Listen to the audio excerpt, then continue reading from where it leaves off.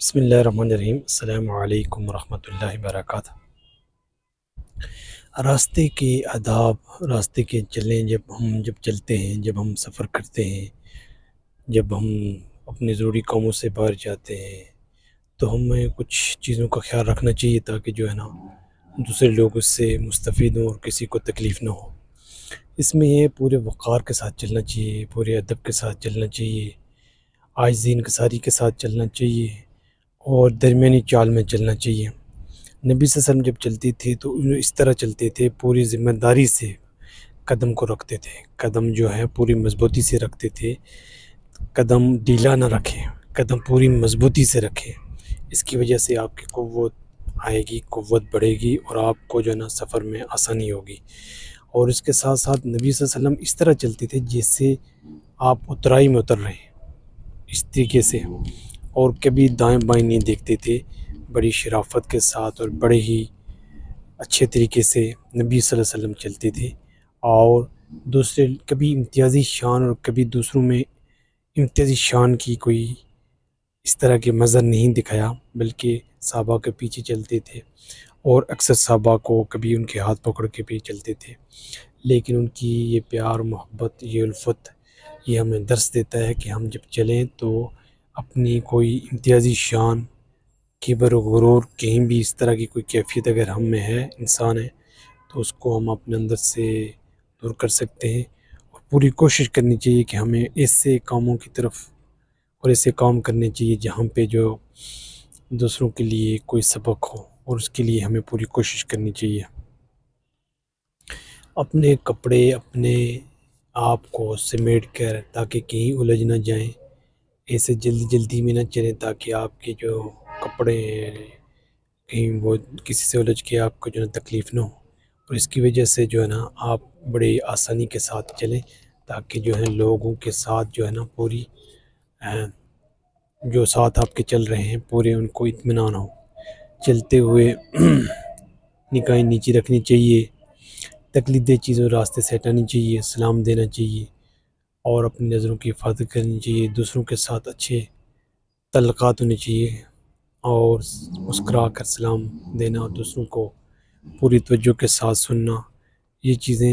انتہائی اہم ہیں۔ اس کی وجہ سے آپ اور آپ کی جو دوسرے لوگ ہیں وہ ایک اچھے ماحول میں آتے ہیں، ایک اچھا ماحول کریٹ ہوتا ہے۔ تو اس میں دوسرا یہ کہ عورتیں مرد جب جو ہے نا اکٹھے نہ چلیں، عورتیں جو ہے نا کارنر میں چلیں، اور عورتوں کو یہ خیال رکھنا چاہیے تاکہ مردوں کے ساتھ مکس ہو کے نہ چلیں، بلکہ کارنر اور اپنے آپ کو برقعے میں اور پراپر طریقے سے چلیں، پوری کوشش کریں تاکہ یہ اسلامی تہذیب کا ایک جو دوسرے کو، نبی صلی اللہ علیہ وسلم نے یہ کہا کہ اگر آپ اٹا ہوا کیچڑ میں اور بدبودار اگر جو خنزیر ہے وہ آپ سے ٹکرا جائے تو برا نہیں ہے، اگر آپ کا شانہ کسی عورت کے سے ٹکرائے یہ ایک بہت بری چیز ہے۔ تو اس لیے ہمیں پورا خیال رکھنا چاہیے۔ عورتوں کے بارے میں یہ بھی کہا گیا کہ خوشبو لگا کے نہ نکلے، ایسی جو پھیلنے والی ہو اس سے جو ہے نا بچے، اور خوشبو پھیلنے والی جو ہے نا اس سے نہ لگا کے نکلیں۔ اور بازار میں جائیں تو آپ یہ پڑھ لیں لا الہ الا اللہ لا شریک له الملک وله الحمد یحیی ویمیت حی الموت بید الخیر وعلی کل شیء قدیر۔ اور اس کے لیے نبی صلی اللہ علیہ وسلم نے فرمایا، یہ ترمذی کی ایسی حدیث ہے کہ 10 لاکھ نیکیاں لکھی جاتی ہیں، 10 لاکھ درجے بلند ہوتے ہیں، 10 لاکھ خطائیں معاف ہوتی ہیں، تو ان کا یہ پورا اہتمام کرنا چاہیے۔ تو پورے اب جب ہم نکلیں سفر میں جا رہے ہیں پورے اہتمام کے ساتھ، تو ہمارے پاس جو خرچ ہے، ہمارے پاس جو ضرورت کی چیزیں ہیں، جہاں ہم نے نمازوں کا اہتمام کرنا ہے اور جو ہمارے ساتھ ہیں، تو یہ چیزیں ہمیں پورے مد نظر رکھنی چاہیے۔ نبی صلی اللہ علیہ وسلم عورت کے بارے میں یہ کہا کہ وہ ایک دن سے زیادہ سفر نہ کرے اور اس کا پورا اہتمام کرے کہ وہ اکیلے ایک دن سے یا ایک رات سے زیادہ سفر اکیلے نہ کرے، پورے جو ہے نا توجہ اور دوسرے جو رشتہ دار ہیں ان کے ساتھ سفر کرے تاکہ جو نا کوئی مصیبت مشکل نہ ہو۔ جہاں کہیں بھی آپ کو رات پڑ جائے تو وہاں پہ جو ہے نا چیزیں ایسی ہونی چاہیے جہاں پہ آپ کو محفوظ جگہ ہو، دوسرا جو ہے نا شیر، اس طرح کی جنگی جانور ہو یا سانپ وغیرہ، بچھو، اس طرح کی چیزوں کو آپ اہتمام کیجیے گا، اور تاکہ آپ کی اور ہماری جو ہے زندگی اچھی گزرے، جہاں ہم جا رہے ہیں اچھے سفر سے جائیں، اور سفر کر کے جلدی جتنا ممکن ہو واپس آئیں، اور آنے سے پہلے گھر والوں کو آپ اطلاع ضرور دیجیے گا۔ نبی صلی اللہ علیہ وسلم جب سفر کرتے تھے تو 2 نوافل مسجد میں پڑھتے تھے، 2 نفل واپس آتے ہوئے، 2 جاتے ہوئے، تو نوافل کا آپ سنت کے طور پہ اہتمام کیجیے،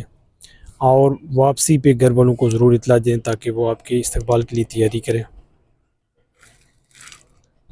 اور سب سے پہلے اگر گاڑی میں ہیں، کہیں بھی ہیں، تو آپ دعا پڑھ لیں، سبحان الذی سخر ھذا کنا لہ مقرنین وانا الی ربنا منقلبون۔ اور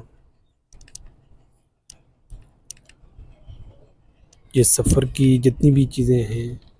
ضروریات ہیں، ان کو پورے اہتمام کے ساتھ پورا کیجیے، اور